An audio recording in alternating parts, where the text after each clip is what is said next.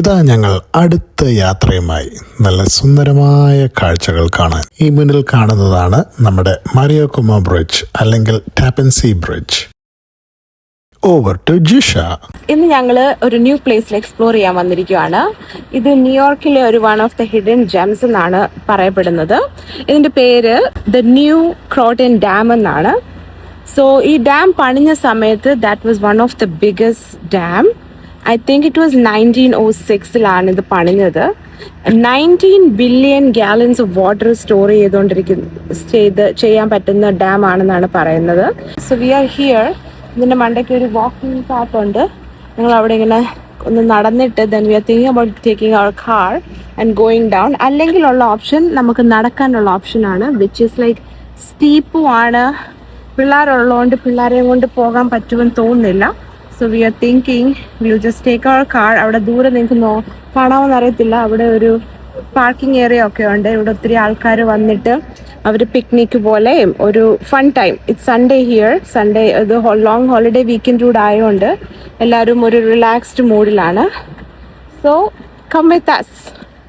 ഡാമിന്റെ മുകൾ ഭാഗത്തുള്ള പാർക്കിംഗ് ഏരിയ ആണ് നമ്മൾ ഈ കണ്ടുകൊണ്ടിരിക്കുന്നത്. അവിടെ ആളുകൾ നടന്നു പോകുന്നത് കണ്ടോ? അതുവഴി പോയി കഴിഞ്ഞാൽ ഒരു 15 മിനിറ്റ് കൊണ്ട് നമുക്ക് ഡാമിന്റെ അടിയിൽ ഭാഗത്ത് എത്താൻ സാധിക്കുമെന്നാണ് പറയുന്നത്. ഒരു സൈഡിൽ വെള്ളം കെട്ടി നിർത്തിയിരിക്കുകയാണ്, എന്നാൽ മറ്റൊരു സൈഡിൽ നല്ല സുന്ദരമായ പാർക്ക്. ഇതാണ് ഞാൻ പറഞ്ഞ മണ്ണ് റോഡ്.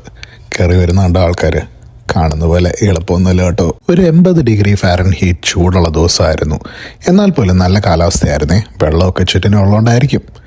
അവന്മാരെ കണ്ടോ, എന്തോ ഒരു ചെറിയ ഉറപ്പ്. വന്നിറങ്ങിയതേ ഉള്ളൂ, അപ്പം തന്നെ അവന്മാർ ടയർഡായി. എനിക്ക് മനസ്സിലാകാത്തത്, ഈ കാലത്തെ പിള്ളേർ ടിവിയും ഫോണും എത്ര കണ്ടാലും ഇവർക്ക് മടുപ്പില്ല. എന്നാൽ ഒന്ന് പുറത്തിറങ്ങുമ്പോഴത്തേന് അപ്പോൾ തന്നെ ക്ഷീണിക്കും. നമ്മൾ താമസിക്കുന്ന റോക്ക്ലൻ കൗണ്ടിയിൽ നിന്ന് ഏകദേശം 40 മിനിറ്റ് ദൂരേ ഉള്ളൂ കേട്ടോ.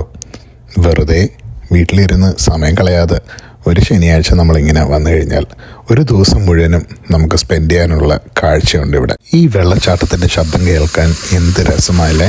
ഒരു സൈഡിൽ നിറച്ച് വെള്ളവും അടുത്ത സൈഡിൽ ആൾക്കാർ താഴെ ഇരുന്ന് ഭക്ഷണം കഴിക്കുകയും കളിക്കുകയും ഇങ്ങനെ മനസ്സിന് എൻജോയ്മെൻറ്റ് തോന്നുന്ന ഒരു കാഴ്ചയുമാണ്. ദേ മാങ്ങയും വാട്ടർമെലനും നല്ല ചൂടത്ത്. ഈ മാങ്ങ നല്ല മുളക് പൊടിയൊക്കെ ഇട്ട് കഴിക്കാൻ എന്നാ രസാന്നറിയോ. എന്നാൽ പിന്നെ ഡാമിൻ്റെ അടിയിലോട്ട് വണ്ടി ഓടിച്ചു പോയാലോ, അയ്യോടാ അതാണ്ടൊരു മരം നടു റോഡിൽ ഒടിഞ്ഞു കിടക്കുന്നു. പിന്നെ നമ്മുടെ അടുത്ത കളി മരത്തിൻ്റെ അടിയിലൂടെ പോകണമെന്നൊക്കെ ആഗ്രഹം ഉണ്ടായിരുന്നു കേട്ടോ. എന്നാലും നമ്മൾ പിടിച്ചു അടുത്ത വഴി. ഒരു 16 മിനിറ്റ് കൊണ്ട് നമുക്ക് ഡാമിൻ്റെ അടിയിൽ എത്തുവാൻ സാധിക്കും ഈ വഴിയിലൂടെ പോയാൽ. That's the beautiful view that we were all waiting to watch. Let's enjoy the bottom of the dam. ഇവിടെ പാർക്ക് ചെയ്യണമെങ്കിൽ നമ്മൾ $10 കൊടുക്കണം കേട്ടോ. മറക്കരുത്, ക്യാഷ് മാത്രമേ അവരെടുക്കത്തുള്ളൂ. ഇവിടെ എത്തിയപ്പോഴാണ് ഞങ്ങൾ കണ്ടത് പാർക്കിംഗ് ലോട്ടിൻ്റെ അടുത്ത് തന്നെ നീത്തൻസ് ഉണ്ടായിരുന്നു, പിന്നെ ഒരു ഐസ്ക്രീം ട്രക്കും ഉണ്ടായിരുന്നു. നമ്മുടെ സുന്ദരിക്കുട്ടി നല്ല പാലിൻ്റെ നിറത്തിൽ വെളിയിന്ന് ഒഴുകി വരുന്നത് കണ്ടോ. എന്നാ രസമല്ലേ ഈ നേച്ചറിൻ്റെ ബ്യൂട്ടി കാണാൻ. ഞങ്ങൾ വണ്ടിയൊക്കെ പാർക്ക് ചെയ്ത് ഇങ്ങനെ ഈ പുല്ലിലൂടെയൊക്കെ ഇങ്ങനെ നടന്നു പോയപ്പോഴാണ് ഇഷ്ടംപോലെ ആൾക്കാരുണ്ട്. നമ്മുടെ നാട്ടിലെ ഒത്തിരി ആൾക്കാരുണ്ടായിരുന്നു എന്നാണ് എനിക്ക് തോന്നുന്നത് കണ്ടിട്ട്. എന്നാലും നിങ്ങൾ മറക്കാതെ പിള്ളേർക്ക് കളിക്കാനുള്ള സാധനങ്ങളൊക്കെ കൊണ്ടുവരണം. ഒരു ഫുട്ബോളോ അല്ലെങ്കിൽ ബാഡ്മിൻ്റനോ റാക്കറ്റോ അല്ലെങ്കിൽ ഫ്രിസ്ബിയോ അങ്ങനെയുള്ള കാര്യങ്ങളൊക്കെ കൊണ്ടുവരുവാണെങ്കിൽ ഈ പിള്ളേർക്ക് ഇവിടെ കളിക്കാൻ നല്ല സ്ഥലമുണ്ട്. അവരവിടെ ഇങ്ങനെ കളിച്ചുകൊണ്ടിരുന്നോളും. പിന്നെ കുറിക്കാൻ കുറച്ച് സാധനങ്ങളും പിന്നെ കുടിക്കാൻ കുറേ വെള്ളവും കൊണ്ടുവന്നു കഴിഞ്ഞാൽ ഈ വെയിലത്ത് നമ്മൾ ഉഷ്ണിച്ചിങ്ങനെ ഇരിക്കുമ്പോൾ കുടിക്കാൻ നല്ല രസമാണ്.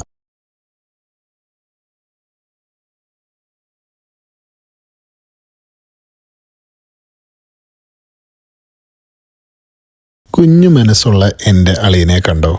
പാവം പാറക്കല്ലിൻ്റെ മണ്ടയ്ക്ക് കയറാൻ നോക്കിയതാ, പിന്നെ ഇറങ്ങാൻ പെട്ട പാട്. ഈ വെള്ളത്തിൽ കുറേ മീനും ഉണ്ട് കേട്ടോ. കണ്ടോ, നിങ്ങൾക്ക് കാണുന്നുണ്ടോ ഇങ്ങനെ ഒഴുകി പോകുന്നത്? നല്ല രസമുള്ള മീനായിരുന്നു കേട്ടോ. ഇതെൻ്റെ രാജകുമാരി, ഒന്ന് ചിരിച്ചേ. അവിടുന്ന് പിന്നെ ദ ബ്ലൂ പിഗ് എന്ന് പറയുന്ന ഐസ്ക്രീം ഷോപ്പിൽ കയറി കുറച്ച് ഐസ്ക്രീം മേടിച്ചു. ദേ അമ്മാച്ചനുമായിട്ടുള്ള മൽപ്പിടുത്തം കണ്ടോ. എന്നിട്ട് പിന്നെ രാഗ ഇന്ത്യൻ കുസീൻ എന്ന് പറയുന്ന റെസ്റ്റോറൻറ്റിൽ കയറി ഒരു ടേക്ക് ഔട്ട് ഫുഡൊക്കെ മേടിച്ച് ഞങ്ങൾ വീട്ടിലേക്ക് യാത്രയായി. അപ്പോൾ പോകല്ലേ ഗായ്സ്, എന്തായാലും ഇത്രയൊക്കെ കണ്ടില്ലേ, ഇനിയും കുറച്ച് സുന്ദരന്മാരുടെയും സുന്ദരിമാരുടെയും ഫോട്ടോസൊക്കെ കണ്ടിട്ട് പോന്നേ. ഏയ്, ഞാൻ എന്നെയല്ല ഉദ്ദേശിച്ചത്. അപ്പോൾ ഗൈസ്, നിങ്ങൾക്ക് ഈ ട്രിപ്പ് ഇഷ്ടപ്പെട്ടുവെങ്കിൽ ഒന്ന് കമൻറ്റ് ചെയ്യണേ. വീണ്ടും എവിടെയെങ്കിലും പോവുകയാണെങ്കിൽ ഞങ്ങൾക്ക് ഒരു പ്രചോദനം വേണ്ടായോ അടുത്ത വീഡിയോ ചെയ്യാൻ? അപ്പം എല്ലാവർക്കും ഇഷ്ടപ്പെട്ടെന്ന് വിചാരിക്കുന്നു. എൻജോയ്.